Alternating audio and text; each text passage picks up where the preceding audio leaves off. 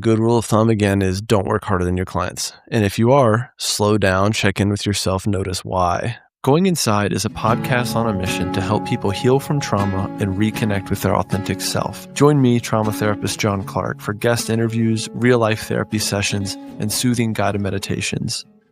Whether you're navigating your own trauma, helping others heal from trauma, or simply yearning for a deeper understanding of yourself, Going Inside is your companion on the path to healing and self-discovery. Download free guided meditations and apply to work with me one-on-one at johnclarketherapy.com. Thanks for being here. Let's dive in.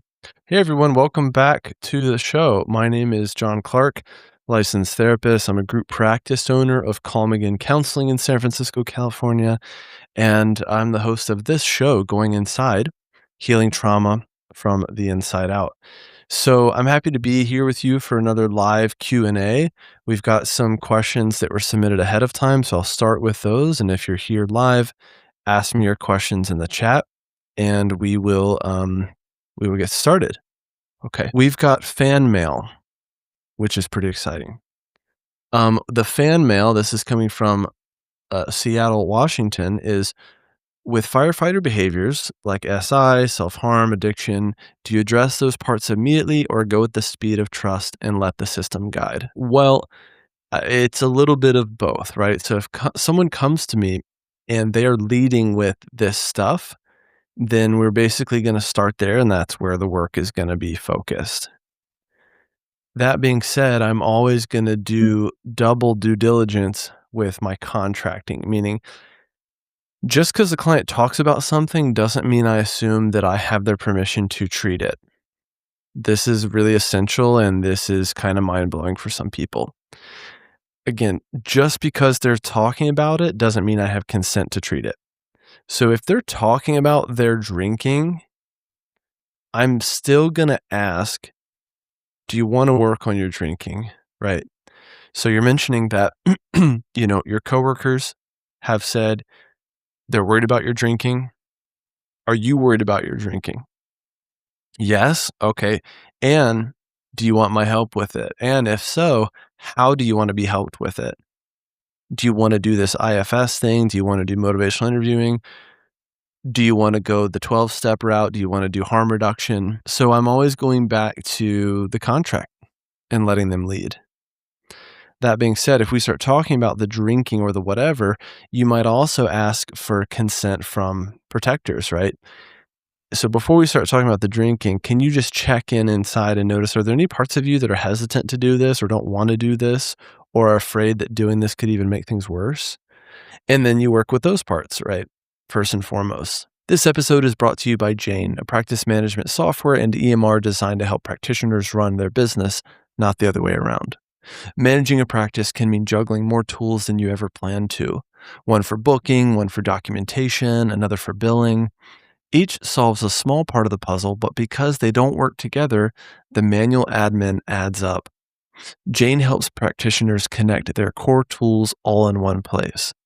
Payments are taken and recorded directly in Jane, so billing stays accurate and easier to track. Jane Websites helps new clients find your clinic online. And if something needs attention, Jane's support team is available by phone, email, chat, with an understanding of how your entire system works together. For added peace of mind, Jane includes privacy and security features like two-step verification, role-based access levels, and HIPAA compliance so that you can feel confident in your practice and knowing that your client data is protected. Practitioners know better than anyone, a little connection goes a long way. To learn more about how Jane can support you, your clients, and your business, head to jane.app/demo. And if you're ready to give it a try, you can use my code JOHN, that's JOHN, for a 1-month grace period on your new account. Again, that's jane.app/demo. Use the code JOHN for a 1-month grace period on your new account. The next question, same person from our fan mail, is also wondering if parts have a self, and if they do, if they can extend that energy to other parts. Think like a living aunt in the family. Yeah, that's a nice image. Gosh, who knows? Really, who knows? The theory, and of course, all of this is just a theory. IFS is just a theory, meaning it can never be proven that we have parts or that they're real or that some of them have protective function and some of them don't or whatever. But if you believe it and I believe it, and we believe in the phenomena of IFS and of therapy at large, then who cares? It works. IFS believes, and the Dick Schwartzes of the world believe that parts do have self and self qualities inside of them. They have self energy inside of them. They also believe that parts have parts, which starts to break your brain a little bit, like infinite Russian nesting dolls. So who knows? But parts want to help, and they are all inherently good, and they're capable of good. They just are stuck and frozen in these painful roles because of painful life experiences, right? Yeah, great question. Oh, a loving aunt in the family. Yeah, a loving aunt. Yeah. Can they extend that energy to other parts? Um, yeah, I would say they can, and they do. And again, in the presence of self, they can and do, but not always, right? And most of the time it comes from self. Okay, we got a question here live. On that note, what do you advise for someone who thinks they have too many parts and not know where to begin? Well, no one has too many parts. Again, the theory is that everyone is born with all the parts they'll ever have, and that could be anywhere between 10 to 30 parts, and you'll never meet all of your parts. It's like meeting every single feeling you've ever had, every aspect of you, right? We're complex. So we just start with that humility and reverence that we're complex. We have many layers. We have many feelings, many parts, right? Now, what they might be saying, though, is, again, they don't know where to begin, or the therapist doesn't know where to begin. Generally, I just start with the pain points, right? What's bringing them to the work? What's bringing them to therapy? And can we start there? Managers are the ones that bring clients to therapy, and they go, hey, this drinking is out of control. We got to do something about it. Therapy seems like a good idea. And then they end up on your couch. And they also have parts that are ambivalent, or like, actually, I'm the one that likes the drinking. I'm not ready to change it. So if I change it, the client will be swallowed whole by their grief. So in terms of, picking a trailhead, I follow their lead in general, right? What does it mean to be client-led? Well, it means to follow your client. It means to, quote, meet them where they are and follow them where they go. What does that actually mean? And what does it mean to you? Something to think about. Something that we say a lot, right? Without necessarily thinking about what that means or how to do it, right? Okay. I've got one more pre-written question, and then I need some more questions from you guys who are here live. This question is from Adam. Adam says, I carry deep shame around a jealous exile, especially toward my younger brother. My protectors fear if the part is seen, I'll be rejected. How can protectors learn it's safe to witness an exile? It's a really good question. So imagine if self could be the one to be seen, because you're saying the protectors fear that if the part is seen, I'll be rejected, right? So what if there was a world in which self could be the one to be seen, or the totality of you could be seen, you, yourself, and all your parts, and that you are in fact lovable, or just as lovable as anyone else, regardless of this, right? When doing this work, you just need to make sure, Adam, you have a sufficient degree of self-energy, right? Yeah. So you're working with these really vulnerable, tender parts, then yeah, again, you really have to go slow. Make sure you have lots of self-energy. Yeah. Protectors will learn that it's safe to witness an exile when there's a lot of you there, right? There's a lot of self there. And when you safely and carefully and accurately witness this exile, and your protector parts notice it and go, oh, I guess it is okay. It is possible. Self is here. Yeah. Great. We got an a continuation of a question from Jenny Lee, who just joined our Pathways to Self program.